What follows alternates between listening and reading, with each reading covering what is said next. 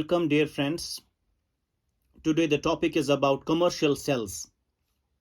Commercial cells stands for the fact that they are used commercially, which means they are available in market in watts, in toys, in clocks, radios, etc.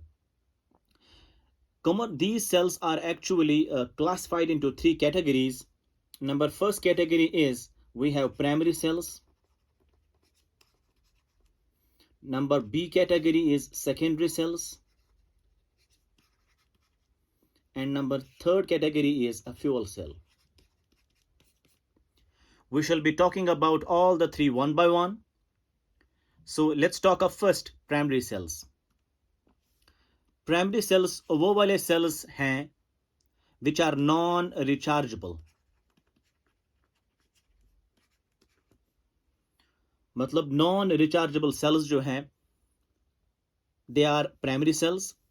What do you mean by non-rechargeable? Which means जो redox reaction होती है galvanic cell में, forward reaction जो है वो spontaneous होती है, तभी एक गैल्वानिक सेल बनेगी. We have talked about this many times before. लेकिन उसका जो बैकवर्ड रिएक्शन है that can not be carried out even by external agency.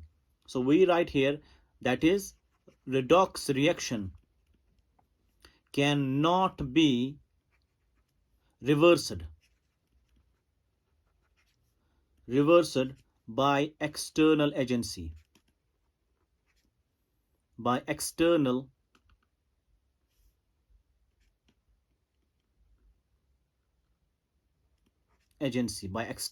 agency.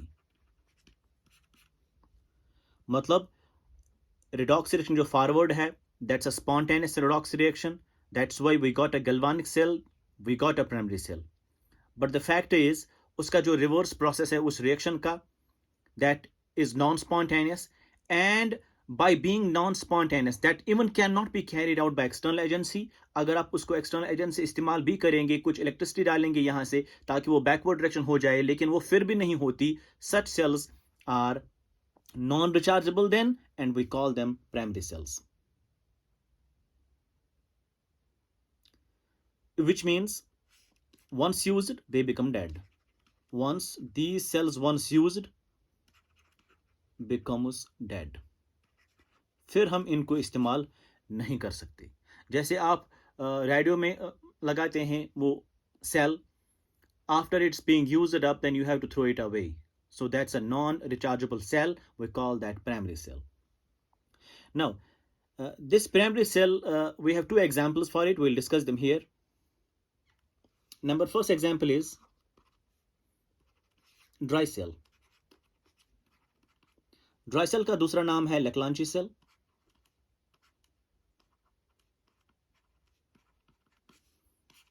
From its discoverer that is Leclanche. And जो ये ड्राई सेल है, हर एक cell में आपको तीन चीजों का ख्याल रखना है. For each cell we'll be talking about here, you have to keep in mind three important things. Number one is what is the anode in cell, what is cathode in cell, and what is the electrolyte. बस इन तीन चीजों का आपको ध्यान रखना है, then the things are very very easy. So in case of dry cell, what is the anode now? So anode जो है जिंक कंटेनर होता है, और कैथोड जो है that is manganese dioxide and carbon which surrounds graphite rod. Graphite rod is just being used to exchange the electrons, and the couple is of manganese dioxide. And then you have electrolyte. Electrolyte जो इसमें है that is the paste of ammonium chloride and zinc chloride. So we have manganese dioxide and carbon which surrounds graphite rod as cathode and zinc container as anode. If you can make it's like this, आपके पास एक suppose एक container है, इस container जो ये zinc का बना हुआ है and this acts as anode, उसके अंदर एक आपने रॉड डाली है। ये रॉड जो है it doesn't touch at the bottom and this is made of carbon, it's a graphite rod. और इस ग्रेफाइट रॉड को जो इर्द गिर्द का एरिया है, सराउंडेड एरिया है, that is made of, this is the graphite rod, graphite rod. और जो इसका जो एरिया है यहाँ पे, this is actually manganese dioxide and carbon, that's electrolyte, that is the cathode. And जो ये एनोड और कैथोड के बीच में जो एरिया बचा, ये वाला एरिया, उसमें होता है paste of zinc chloride. So you have here the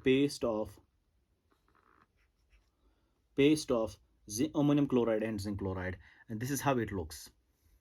So three things you have to remember in each cell. Number one is anode क्या है, उसमें कैथोड क्या है, उसमें इलेक्ट्रोलाइट है क्या। एनोड जिंक कंटेनर होता है in dry cell, in Leclanche cell. Cathode होता है manganese dioxide and carbon which surrounds the graphite rod. Graphite rod is just being used to exchange the electrons and reaction occurs with in manganese dioxide as a couple, and electrolyte जो है that is the paste of ammonium chloride and zinc chloride. Now what are the reaction cells? What is the cell reaction? Cell reaction is anode जो है उसमें oxidation होती है. So we have cell reaction here.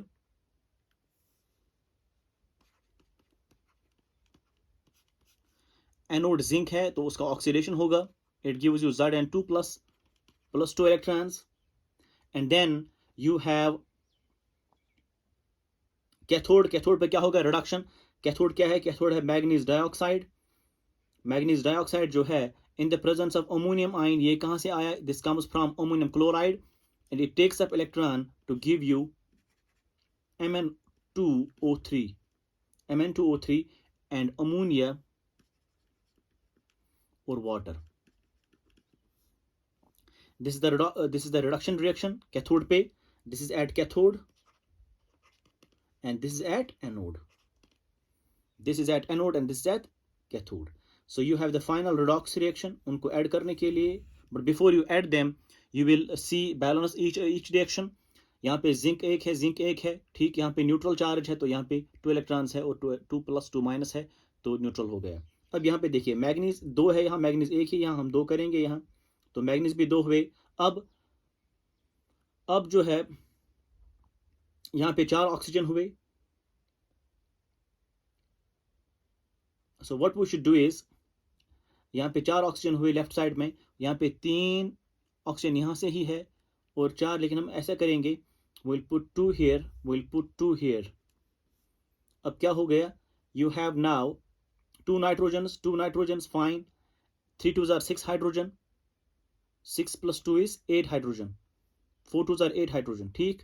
अब 2 2s are 4 oxygens और यहाँ पे 3 oxygen ये है और ये 1 ऑक्सीजन है, हो गए 4 हाइड्रोजन और 4 ऑक्सीजन्स.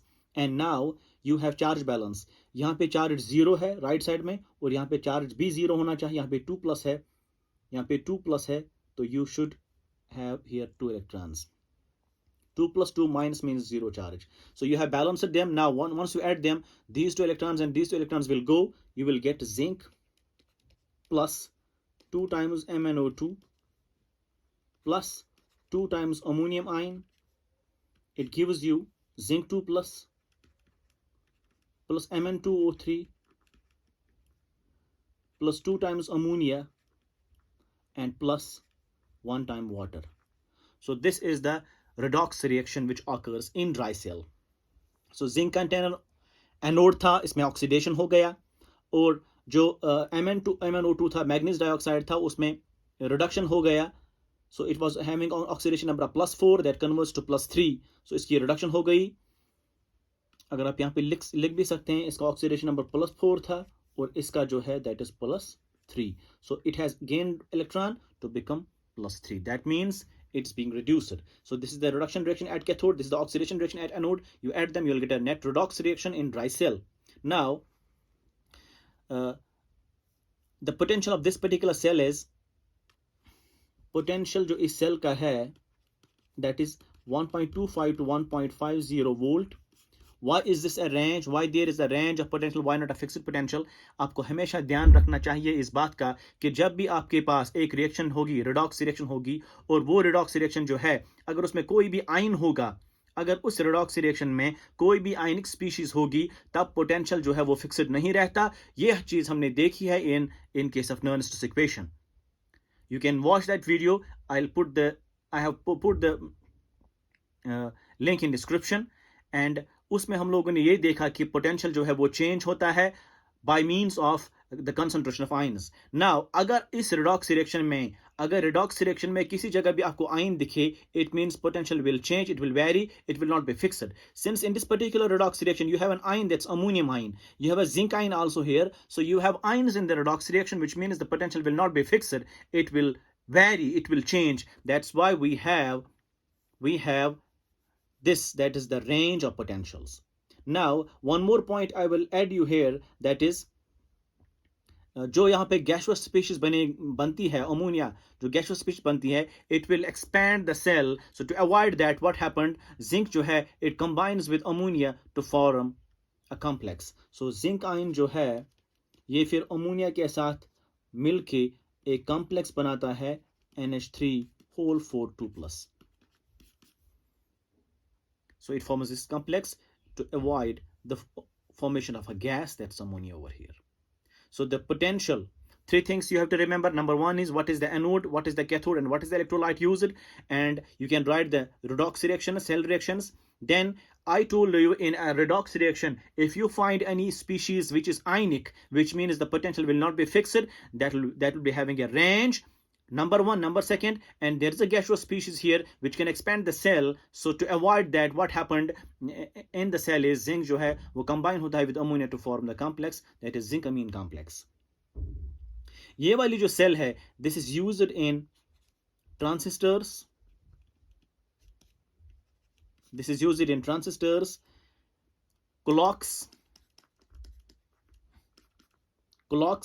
और radios. सो रेडियो में इस्तेमाल होने वाली ये क्लॉक, ये है, ये सेल है. क्लॉक्स में इस्तेमाल होने वाली ये सेल है. ट्रांसिस्टर्स में जो है वहाँ पे इस्तेमाल होती है ये cell, that's called as dry cell और लेक्लांची सेल. नेक्स्ट, ये इसकी जो बैकवर्ड रिएक्शन है, that can not be carried out in external agency, that's why it's a primary cell, it's not rechargeable.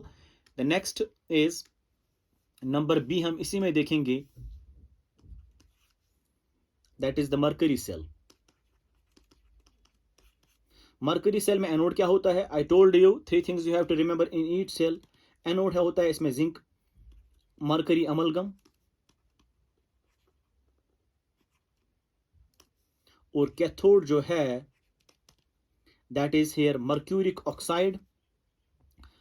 Mercuric oxide that is cathode. और इसमें जो electrolyte होता है, electrolyte, and that is the paste of potassium hydroxide and zinc oxide. So zinc mercury amalgam is basically anode, मतलब zinc anode है, और cathode जो है that is mercuric oxide. Electrolyte is the paste of potassium hydroxide and zinc oxide. So what is the cell reaction? Cell reaction ये है कि zinc की oxidation होगी और mercuric oxide की reduction हो जाएगी. So you have here cell reactions. At anode what occurs? Oxidation. So zinc जो है, zinc mercury amalgam, zinc की oxidation होगी, it forms you Zn2+, mercury separate होगा, and it gives you 2 electrons. Next is at cathode, and this is balanced zinc, एक mercury चला गया, तो 2 electrons जो है इसने दे दिए, तो 2 - 2+ is 0 charge. कैथोड पे क्या हो? कैथोड कौन है? कैथोड है mercuric oxide. Mercuric oxide will take up electron.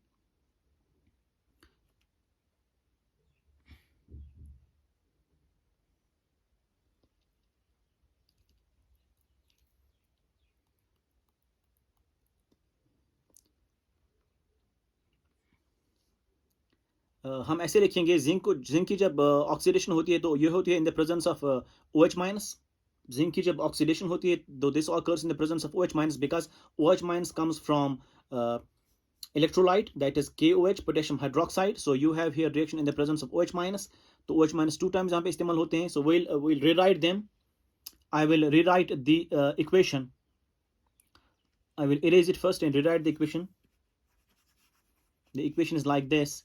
So you add anode zinc mercury amalgam, and that gets oxidized, but in the presence of OH minus. OH minus came from electrolyte, so it gives you zinc oxide solid. It gives you water. It gives you water, and it gives you electrons. 2 electrons. So you balance them, zinc and zinc. Oxygen यहाँ पे कितने हैं? 2 है, तो 2 होने चाहिए. Hydrogen कितने? 2 है, तो 2 है. ठीक. 2 हाइड्रोजन्स 2 ऑक्सीजन्स, 2 ऑक्सीजन्स 2 हाइड्रोजन्स. ठीक. जिंक एक मरकरी अलग चला गया. फिर दैट इज हियर मरकरी. वहाँ मरकरी भी ऐड कर सकते हैं यहाँ, प्लस Hg. अब ये तो ऑक्सीडेशन हो गई. अब रिडक्शन होनी है. रिडक्शन कौन किसको होनी है? जो कैथोड पे. कैथोड कौन है? मर्क्यूरिक ऑक्साइड है, and that gets reduced by in the presence of water plus electron. It gives you mercury liquid and plus OH minus 2 times. You can balance it. So you have 2 electrons here. Mercury एक है. अब oxygen कितने हैं? एक oxygen ये है, दूसरा oxygen ये है. हो गए 2 ऑक्सीजन. 2 हाइड्रोजन भी आ गए. और लेफ्ट राइट साइड में चार्ज 2 माइनस है, तो लेफ्ट साइड में भी 2 माइनस होना चाहिए. ये न्यूट्रल है, ये भी न्यूट्रल है, और 2 माइनस यहाँ पे है. अब you can add them to get the final redox reaction.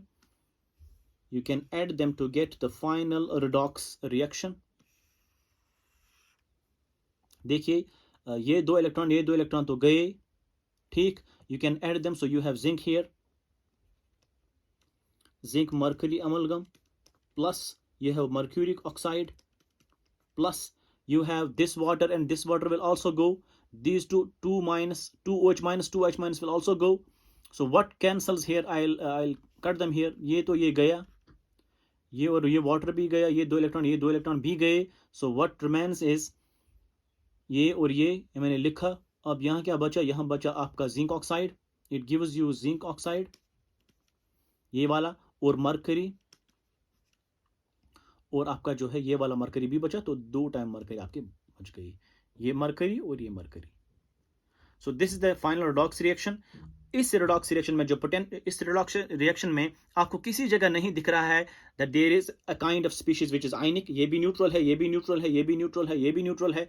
सारे स्पीशीज न्यूट्रल है. इसका मतलब there is no ionic species at all. So potential will be fixed, and the potential of mercury cell is 1.35 volt. 1.35 volt, since there is no ionic species formed in the in the cell. And ये जो cell है, it is normally used in low current devices, used in low current devices, like you have watts. Low current devices, like you have watts, you have hearing aids. इनमें जो है ये mercury cell जो है इस्तेमाल होती है. इसका डिसएडवांटेज ये है कि mercury is poisonous. So and it's basically a non-rechargeable cell. So once used, it become dead. You have to throw it away. Then once you throw it away, it leads to environmental hazard because mercury is poison. So that is the disadvantage or the limitation of that particular cell. And these are the 2 primary cells we did talk of. The first one is dry cell, also called as Leclanche cell. The next one is mercury cell. And in dry cell, we have a range of potential. We have a variable potential. The reason is the final redox reaction contains ions, but in case of this particular cell, there is no species which is ionic in the final redox reaction. That's why the potential is fixed. That's 1.35 volt, and this is normally used in low current devices like watch, toys, or we can say hearing aids. Now the second category is secondary cells. Now next is number B, that is secondary cells.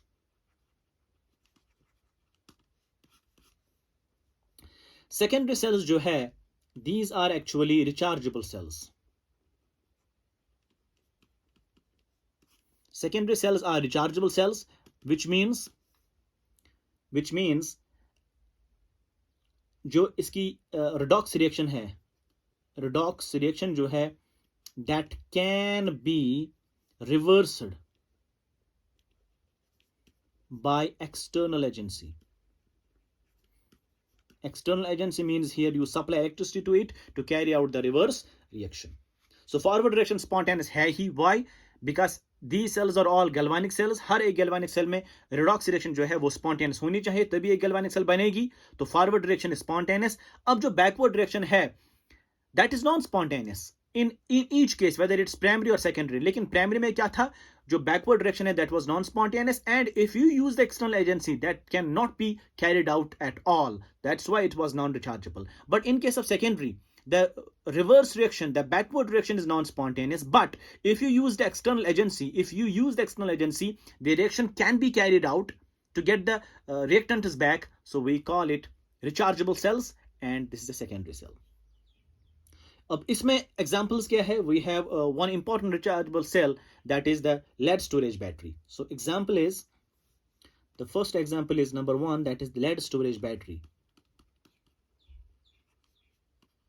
Lead storage battery. Battery किसको कहते हैं? When combination of cells is known as battery. बहुत सारे cells जब आप जोड़ेंगे तो we got battery. So lead storage battery. अब what is this all about? इसमें एनोड क्या होता है, इसमें कैथोड क्या होता है, we'll be talking about here. So anode जो है that is the lead grid. Cathode जो है that is lead dioxide. और एनोड जो है इलेक्ट्रोलाइट that is 38% H2SO4. उसकी डेंसिटी रहती है 1.30 ग्राम पर centimetre cube. 38% sulphuric acid is the electrolyte used. मतलब ये कैसे दिखती है आपको? ये एक ऐसे कंटेनर होता है जिसमें 6 सेल्स हुआ करती है. 1 2 3 4 5 और 6. उसमें ये सब अगर जोड़ दिए जाए और 1 2 3 4 5 और 6 इनको अगर आप जोड़ दिए जाएं, सो ये सपोज ये है एनोड. अगर ये एनोड है तो माइनस है, अगर ये कैथोड है तो प्लस है. सो ये वाले जो है छोटे वाले ये एनोड है और बड़े वाले जो है ये कैथोड है. और एनोड क्या होता है? लेड ग्रिड, मतलब ये सारे लेड के बने हुए होते हैं. और जो छोटे वाले हैं, अगर मैं इनको कलर कर दूं छोटे वालों को, so we will here like this. तो ये वाले जो है, तो ये एनोड जो है दैट इज लेड, और कैथोड जो है ये वाला, तो इट इज लेड डाइऑक्साइड. अब आपका जो इसमें इलेक्ट्रोलाइट है that is the 38% sulphuric acid. So this is how you are having this kind of cell, and this cell is normally used in automobiles. जो इन्वर्टर्स में इस्तेमाल होती है बैटरी, या गाड़ियों में जो बैटरी इस्तेमाल होती है that is the lead storage battery. उसमें एनोड लेड होता है, कैथोड लेड डाइऑक्साइड होता है, और इलेक्ट्रोलाइट जो है that is the 38% sulphuric acid. Now what the reactions are? Cell reaction जो है, so we have cell reaction. अब सेल रिएक्शन क्या है? एनोड पे क्या होगा? ऑक्सीडेशन होगा. एनोड क्या है? एनोड लेड है, तो लेड जो है ये ऑक्सीडाइज होगा in the presence of sulphate. Sulphate comes from sulphuric acid, तो it gives you lead sulphate and 2 electrons. Balance कीजिए, एक लेड सल्फेट एक. लेफ्ट साइड से चार्ज कितनी है? 2 माइनस है. राइट साइड कितनी है? 2 माइनस है. हो गए बराबर. एट कैथोड पे क्या होगा? अब रिडक्शन होगा कैथोड पे. Reduction means it will gain electron. So cathode है क्या? कैथोड लेड डाइऑक्साइड है, वो गेन करेगा electron in the presence of sulphate and hydrogen, मतलब सल्फ्यूरिक एसिड पूरा, और ये इलेक्ट्रॉन गेन करेगा. It gives you lead sulphate and water. अब बैलेंस कीजिए, लेड एक सल्फेट एक. ठीक. अब राइट साइड से हाइड्रोजन 2 है, हम यहां पे 4 करेंगे हाइड्रोजन, और इलेक्ट्रॉन जो है विल कीप इट 2. अब देखिए आप, 2 टाइम्स वाटर, सो 2 ऑक्सीजन. लेड एक सल्फेट एक. ऑक्सीजन 2. ठीक. हाइड्रोजन कितने बन गए? 4. हाइड्रोजन 4 बन गए. अब चार्ज बैलेंस करनी है. राइट साइड में 0 चार्ज है, तो लेफ्ट साइड में भी 0 होना चाहिए. तो 4 प्लस है, ये 2 माइनस है, और 2 माइनस हो गए 4 माइनस, ये 4 प्लस हो गया neutral. So this is the reduction reaction. You add them to get the final redox reaction. Now what cancels is ये दो इलेक्ट्रॉन तो गए, बाकी ऐसे ही है. So you have lead here plus, you have lead dioxide here plus. देखिए sulphate एक, लेकिन हाइड्रोजन कितने हैं? 4. We can write instead of these 3 sulphuric acid. कितनी बार? 2 बार. देखिए 2 2 आर 4 हाइड्रोजन्स, 2 सल्फेट. ठीक. It gives you now lead sulphate हो गए 2 lead sulphate, and then you are getting 2 times H2O also. So this is the final redox reaction of lead storage battery. इसका मतलब आपका सल्फ्यूरिक एसिड जो है वो consume होता है once you carry out this reaction. Sulphuric acid जो है वो कंज्यूम होता है. सिंस सल्फ्यूरिक एसिड कंज्यूम्ड, इसकी डेंसिटी डिक्रीज हो जाएगी. सो 38% जो है वो कम पड़ेगा फिर, एंड डेंसिटी भी डिक्रीज हो जाएगी. Will write here. So sulphuric acid जो है वो कंज्यूम होता है, and when its density reaches to 1.20 gram per centimeter cube, it needs recharging. It needs मतलब बैटरी जो है needs recharging. बैटरी आपको रिचार्ज करनी है. रिचार्ज का मतलब क्या है? रिचार्ज मतलब है आप इलेक्ट्रोलिटिक सेल बनाएंगे इसको. यू विल सो रिचार्जिंग के लिए क्या करना है आपको? रिचार्जिंग के लिए प्रोवाइड इलेक्ट्रिसिटी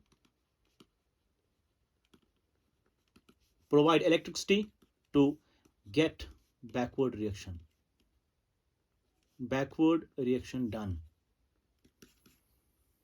जो इसका रिएक्शन है ये बैकवर्ड रिएक्शन हो जाएगा. मतलब लेड सल्फेट से और वाटर से आपको वापस बनेगा लेड, और वापस बनेगा आपका लेड डाइऑक्साइड, वापस बनेगा sulphuric acid. Then the forward reaction is again spontaneous. You always get the current. So this is how it works. And the potential of this cell is, the potential जो है इस cell का जो potential है that is 12 volt. And हर एक cell की, ये बैटरी का पोटेंशियल 12 वोल्ट है. ईच सेल, हर एक सेल जो है that gives the voltage of 2 volts. क्योंकि 6 सेल्स हैं इसमें. It consist of 6 cells. 1 2 3 4 5 6. हर एक सेल जो है that gives the potential of 2 volt. और मल्टीप्लाई कीजिए 6, that becomes 12 volt battery. So lead storage battery जो है it gives a potential of 12 volts. And this is a fixed potential. Why? Because there is no ionic species present here.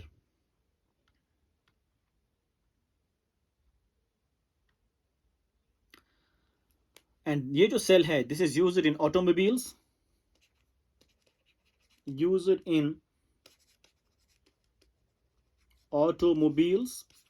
and inverters में जो battery इस्तेमाल होती है या automobiles में जो बैटरी इस्तेमाल होती है, that is the lead storage battery. Now next example second is a mercury cell. Not mercury cell, nickel cadmium cell.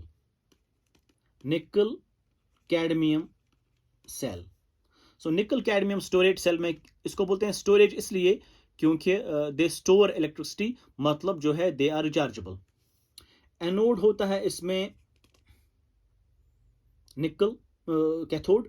Anode होता है इसमें कैडमियम, और कैथोड जो है दैट इज निकल डाइऑक्साइड, और इलेक्ट्रोलाइट जो है इसमें दैट इज पोटेशियम हाइड्रोक्साइड. अब इसकी रिएक्शन क्या हो जाएगी? सेल रिएक्शन ये है कि एनोड कैडमियम है, तो कैडमियम जो है in the presence of OH minus. OH minus कहां से आया? From electrolyte. So it gives you cadmium hydroxide plus 2 electron.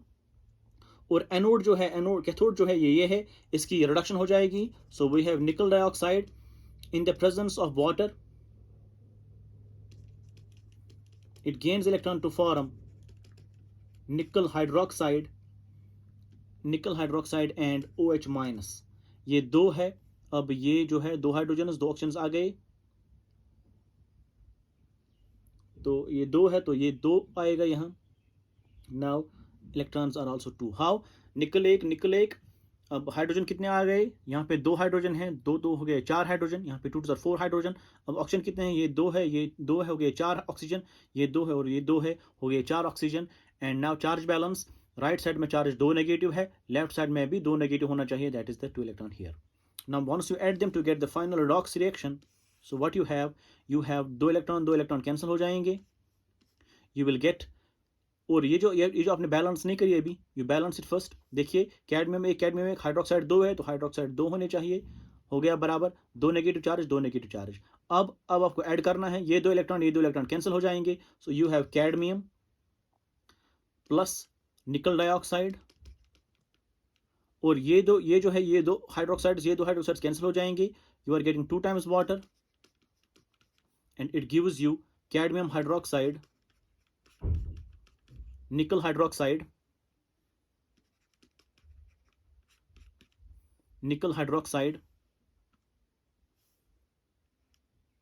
और जो है कैडमियम हाइड्रोक्साइड और nickel hydroxide. And this is the net redox reaction in case of nickel cadmium cell. और जब आप इसको इलेक्ट्रिसिटी पास करेंगे तो बैकवर्ड डायरेक्शन हो जाएगा, वापस आपको ये बनेगा, तो you will again recharge it and use it. So इसका पोटेंशियल जो है, the potential of this cell is 1.4 volt fixed potential, because there is no ionic species present in the final redox reaction. And ये जो cell है, this is expensive, ये cell expensive है, this is expensive, it is smaller and lighter. ये जो cell है, it is smaller and lighter, but the problem is that it is expensive.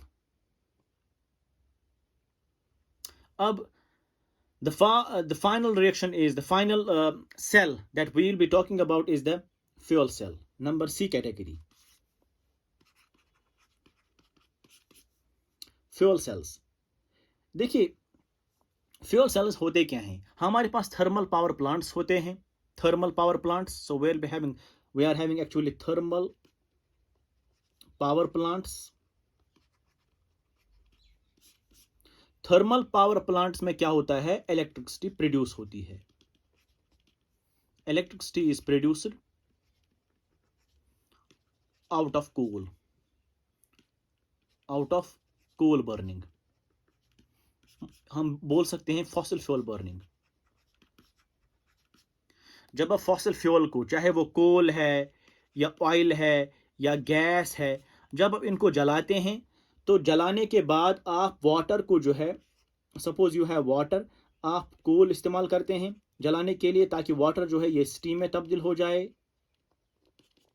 जब water से आप स्टीम बनाते हैं, वाटर को कैसे आप स्टीम बनाते हैं, बाय हीटिंग किससे करते हैं, you are burning fossil fuel which means coal, oil और gas. So one steam is formed, and that steam then run the turbine.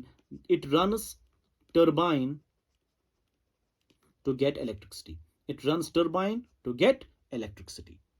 So this is the job of thermal power plants. So you have thermal power plants, and you use them to get the electricity, to generate the electricity. And how you generate the electricity, you generate it by means of steam, which is produced from water by the burning of coal, or we can say fossil fuels. And once you generate the steam, that steam then runs the turbine to get the electricity. This is how thermal power plants work. Fine. लेकिन इससे जो electricity बनती है, and that's having efficiency of 40% only. Electricity जो बनते हैं इससे, that's having 40% efficiency. मतलब खाली 40% जो है इलेक्ट्रिसिटी आपको प्रोड्यूस होती है out of 100% burning of coal. ठीक.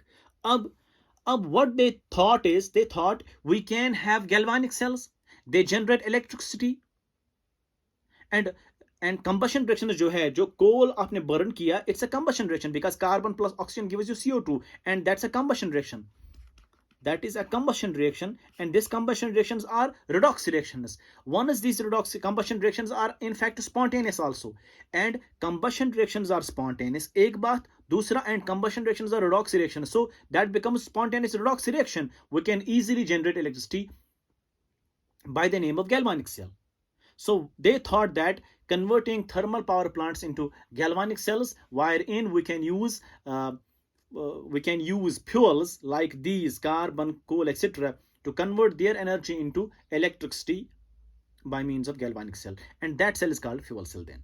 So fuel cell is actually a galvanic cell in which fuels, the combustion of fuels, the energy obtained from the combustion of fuels is converted into electricity.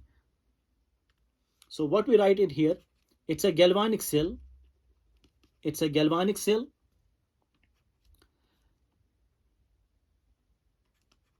that generates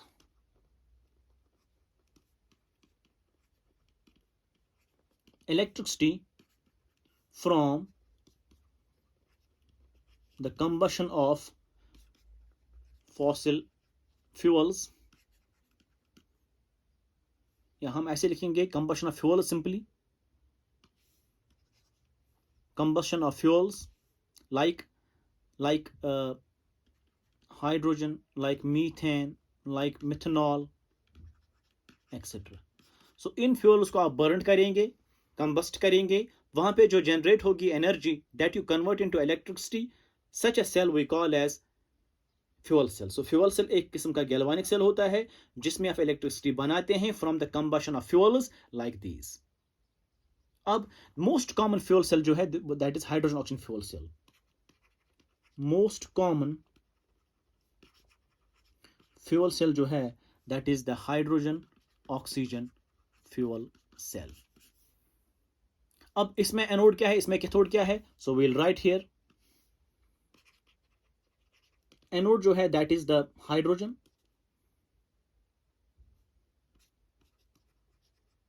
graphite is used, graphite rod is used to exchange the electrons, and hydrogen जो है that is the anode, इसकी oxidation होगी. और cathode जो है that is oxygen, and graphite rod is again being used to exchange the electrons, and electrolyte जो आप इस्तेमाल करते हैं that is alkali. alkali here mean या तो सोडियम हाइड्रोक्साइड या तो आप पोटेशियम हाइड्रोक्साइड इस्तेमाल करते हैं. ये ऐसी सेल है, you have like this.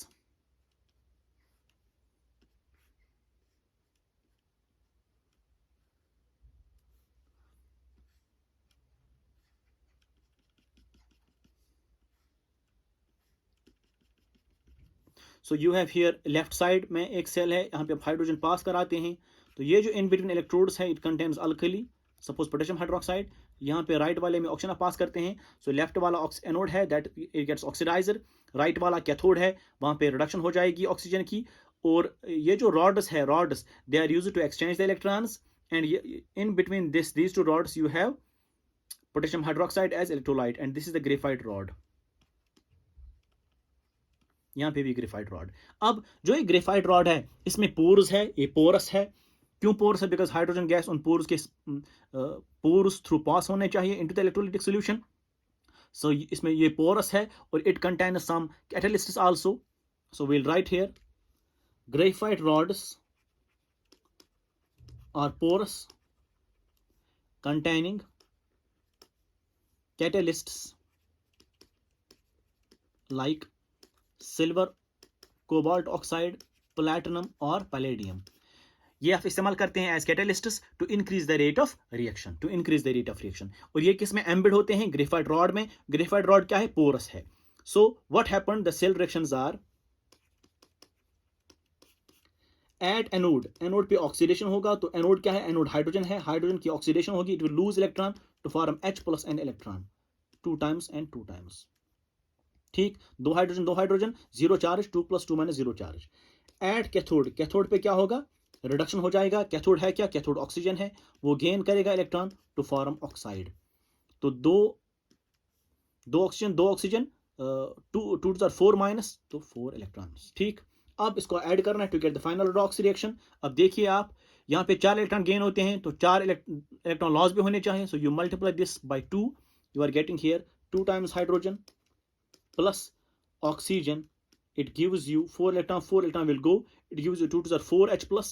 तो यहाँ पे मैं लिखूंगा 4 H plus देगा यहाँ, और यहाँ पे 2 O2 माइनस देगा, तो they will combine to get you water 2 times. देखिए 2 to the 4 हाइड्रोजन्स और 2 oxygens. So means that hydrogen and oxygen combines to form water. This is a redox reaction. This is a net redox reaction, and this cell in which this reaction takes place is called as fuel cell. Hydrogen burnt होता है in the presence of oxygen. That's called combustion reaction, and you are getting electricity out of this reaction, out of this redox reaction. अब इसकी advantage क्या है? इसकी advantage ये है कि यहाँ पे वाटर बनता है, that's an environmental benign thing, environmental eco friendly species बनती है, तो it's not, it's pollution free. So what is the advantage of this cell? Is advantage, पहला एडवांटेज ये है कि पोल्यूशन फ्री है. दूसरा एडवांटेज ये है कि वाटर जो बनता है can be used for drinking.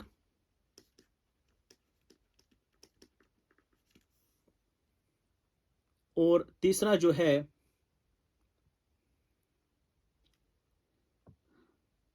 runs continuously,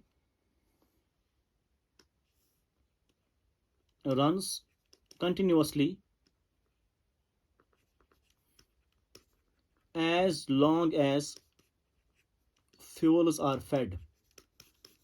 जितनी देर आप फ्यूल्स फेड करेंगे, फ्यूल क्या है, हाइड्रोजन ऑक्सीजन को पास करेंगे, उतनी जो है इलेक्ट्रिसिटी आपको बनेगी और वाटर भी बनेगा. ठीक. And this is used in, that's why this is used in Apollo space programme. जो स्पेस में चले जाते हैं ऊपर, तो they use this cell, they use this particular battery और सेल, बिकॉज ये आपको पानी भी देता है for drinking purposes, and it's also pollution free. And next is that it can run continuously as long as you fed fuels to it, that means hydrogen and oxygen. But what is the disadvantage of this cell is, और इसकी efficiency जो है, that's main advantage, इसकी efficiency है 70%. It's having 70% efficiency. That is the biggest advantage. देखिए conventional जो electricity आप बनाते थे from thermal power plants, that was having an efficiency of only 40%. I told you that. That's having an efficiency of just 40%. यहाँ पे मैंने बताया आपको जस्ट 40% एफिशिएंसी थी उसकी. लेकिन अब अगर आप देखेंगे इस सेल की, that's having an efficiency of 70%. So 70% efficiency है ये. So this is having a big advantage over that of the electricity generated from the thermally power plants. Now the disadvantage of this cell is that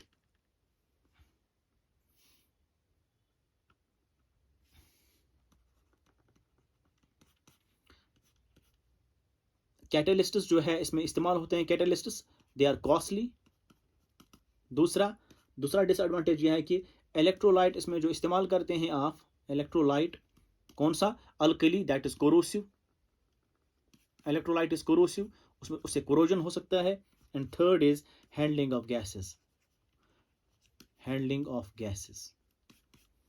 मतलब आपको hydrogen gas handle करना है, आपको oxygen gas handle करना है, तो handling of gases becomes tedious, difficult. ये इसके डिसएडवांटेजेस है. अलबत्ता एडवांटेज जो है, it gives you 70% efficiency and then that of conventional generators of electricity, that is the thermal power plants, and it's having eco-friendly things. Water is formed that can be condensed to get you water for drinking purposes. So उसका ये advantage भी है. That's why the cell is often used in Apollo space program, wherein people which go into the space, they take this cell along with them. They got two advantages of this cell. Number one is they get the electricity, and number second is they get water also for drinking purposes. And this was all about the commercial cells. I hope you understand this, and if you like my videos, please do share and subscribe. Thank you very much.